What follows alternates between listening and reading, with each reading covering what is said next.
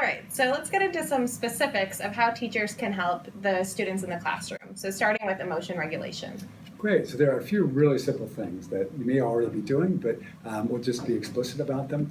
So one is, of course, model behavior. You're modeling behavior all the time anyway, but you want to use explicit words such as look here, look at me, look where I'm pointing. You want to focus the child's attention.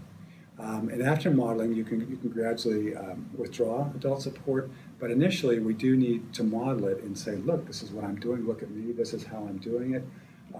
That's how kids learn initially from modeling, right?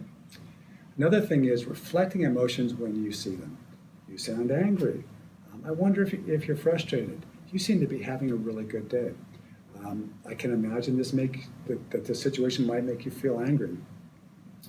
After kids have identified their emotion, then you can help them cue ways to kind of figure out how to deal with the emotions. So first we reflect the emotions, and then you can say, help them to self-calm. Can you figure out how to calm yourself? And you can have a conversation with the child to help them understand that what's raging on internally is something that might be appropriate, but it's also manageable. This next one is something that's useful, and you may or may not do this depending on your comfort. Sometimes gentle touch. I'm here to help you. It can help ground a child. You can also model strategies about when to take a break, when to ask for help, when to use a different strategy. So first, by having the kids being able to understand, monitor their awareness, and then being able to regulate to act on it, that's really important.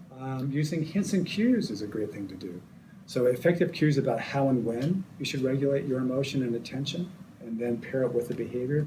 So if you find yourself not paying attention, if you find yourself poking somebody, these are, it'll depend on the child, but you want to give kids an idea about when they should cue their own thinking and then pair it with a behavior. So you can point out or comment on pictures and stories when they're reading them. And the cues might include verbal directions or gestures about things to do. So hints and cues, those are things for emotional literacy for the kids to help give them strategies on what to do. And of course, good old scaffolding, right? So with scaffolding, we start off giving kids lots of external supports, and then we can kind of slowly remove them as the kids practice the skills independently. So with the younger kids, just identifying their emotions, negotiating with somebody else, that may take a little extra scaffolding initially on, but eventually, if you're consistent and if you use the same kind of lessons and cues and words, the kids are going to get it and they'll internalize it. And if you see an successful exchange or two over a problem, that's great. Kind of stay back and if you need to intervene, go ahead, but otherwise let them run with it. You can ask the students if they need help and acknowledge where they can find you. And then again, monitor the interaction is really important. And you want to praise what they do right first. Of course, it's the sandwich thing. Praise what the kid's doing right, offer some kind of alternative strategy, and then praise them again. So we know that delivery, the praise, suggestion, praise, tends to be heard more. So what are some strategies that teachers can incorporate to prevent a breakdown in emotion regulation?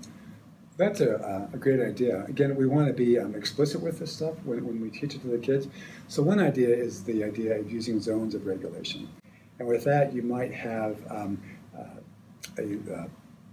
some kind of picture for each kid and in the class, and they can color it red, they can color it green, they can color it yellow if they're in between, and then teach them to kind of label, well, this yellow means, oh, I'm kind of anxious today, the red, oh, I'm really angry, the blue, probably sad, the green, whatever colors you want to use for happiness or whatever. So you can make a chart, and with a magnet, the kids can identify with a magnet next to their name how they're feeling. It can be yellow, it can be red, it can be blue. And then their peers will know this, and then you can start to incorporate, well, where appropriate, peer helping in the class, or it'll give you a cue to walk to if a kid comes up and puts a red magnet and then another red magnet, oh, things are going on. Well, you can start with how are you feeling, how can you manage this, how can your peers support you, who do you need to talk with, and it gives you an avenue to practice emotion regulation and emotional literacy in a really concrete, very simple way. You just incorporate it as part of the check-in during the day, or you can have it be a kind of safety valve if during, you can say during the day, if you're feeling some difficult emotions, you can come up and you can move your magnet. That can be useful too. But so basically you're teaching the individual kids, but it's within this larger classroom climate where you're normalizing the fact that everybody has emotions and that we need to thoughtfully